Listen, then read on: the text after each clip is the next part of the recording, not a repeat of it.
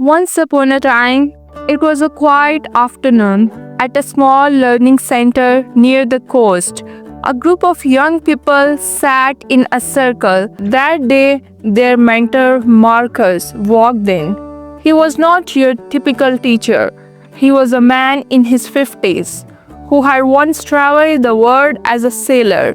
His weathered hands carried a clear glass jar, and there was a familiar calm in his smile.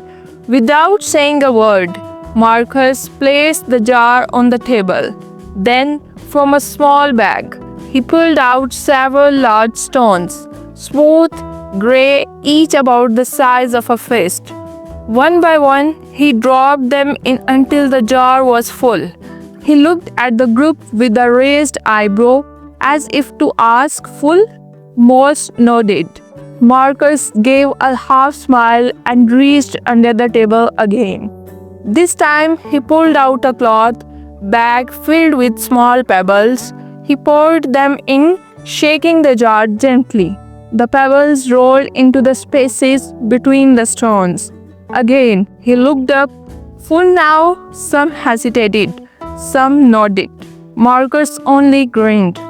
From another pouch came fine sand, golden and light. Slowly he poured it in, and the grain slipped easily into the smallest gaps. When the sand reached the rim, the jar looked completely packed. Yet Marcus was not finished. From a simple mug, he poured water into the jar. It trickled down through the sand, filling even the tiniest spaces until the jar truly brimmed over.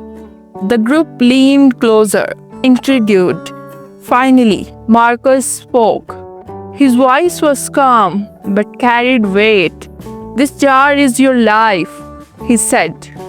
"The big stones are your essentials, your family, your health, your closest relationships, your passions.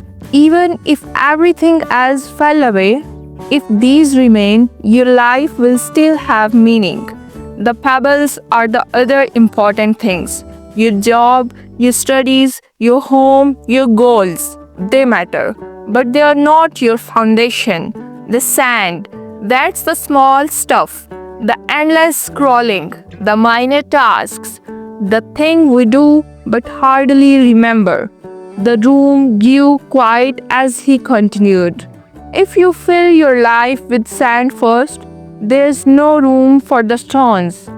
If you spend your energy on things that don't matter, you will miss the things that do. But if you start with the stones, your health, your dreams, your loved ones, the rest will still fit. And even then, there's space left for something else." He held up the mug, the water.